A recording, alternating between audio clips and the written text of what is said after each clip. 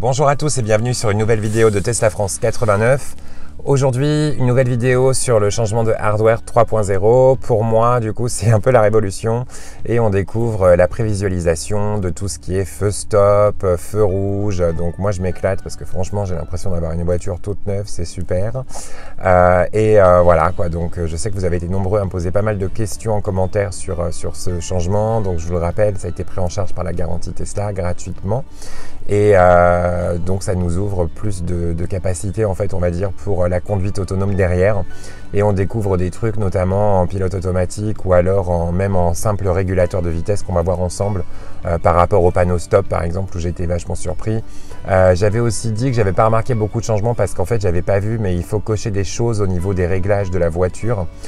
Donc je vais vous montrer tout de suite en fait dans les réglages comment ça se passe et ce qu'il faut accepter pour voir du coup toutes les modifications que ça apporte au niveau du changement du hardware.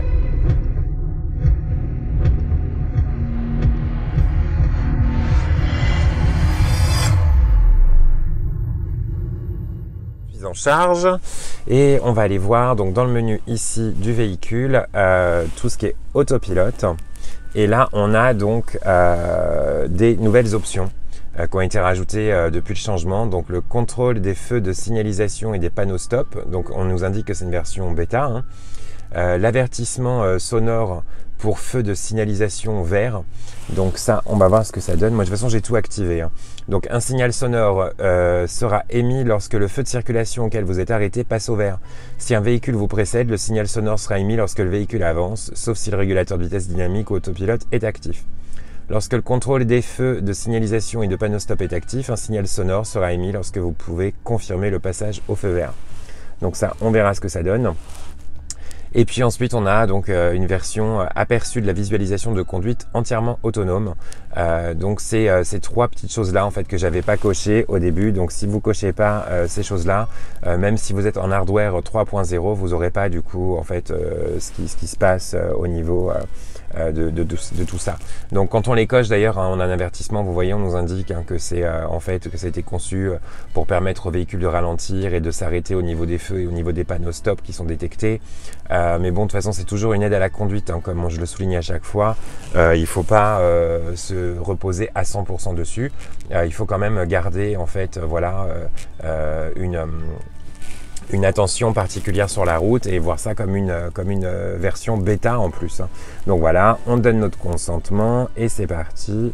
On a tout activé. Donc là, pareil, on nous explique que ça va afficher des objets supplémentaires. Donc j'ai déjà remarqué hein, qu'on voit des poubelles, des choses comme ça, les panneaux stop, les marquages de roues, voilà.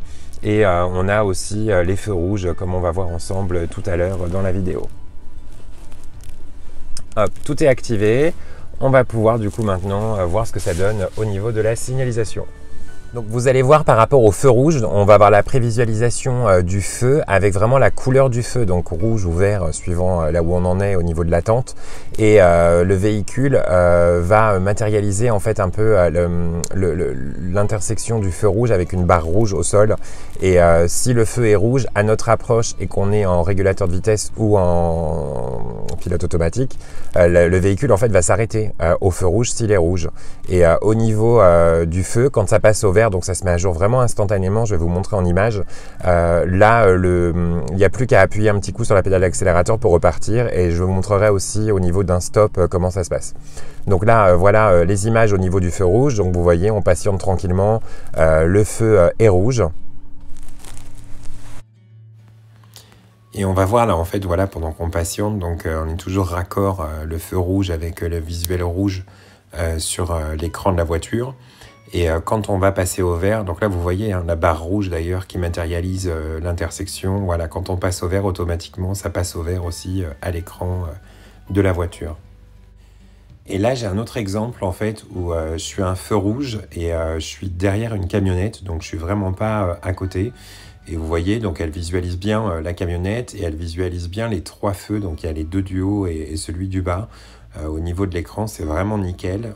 Voilà, en plus il pleut, donc c'est vraiment le top au niveau des conditions. Et j'ai remarqué aussi quand on a le changement de feu qui passe au vert, qu'on a bien un petit avertissement sonore, un ding-dong à la autopilotesque. voilà encore un essai, encore une fois, là je suis carré à côté, on voit les véhicules. Et par contre, on n'a pas, comme au stop, un peu ce que je vais vous montrer juste après, là, où au niveau du stop, on avait vraiment eu l'arrêt automatique qui avait été fait par la voiture parce que j'étais en pilote automatique. Et puis aussi, le redémarrage, j'avais juste eu à appuyer sur la pédale et donc là, la voiture était repartie, avait repris sa vitesse classique, après que j'ai contrôlé, évidemment, qu'il n'y avait pas de circulation au niveau du stop.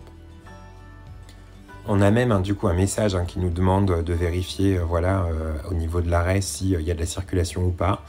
Elle s'est arrêtée toute seule au niveau du trait rouge, donc ça c'est top. On était uniquement régulateur de vitesse, on n'était même pas en autopilote.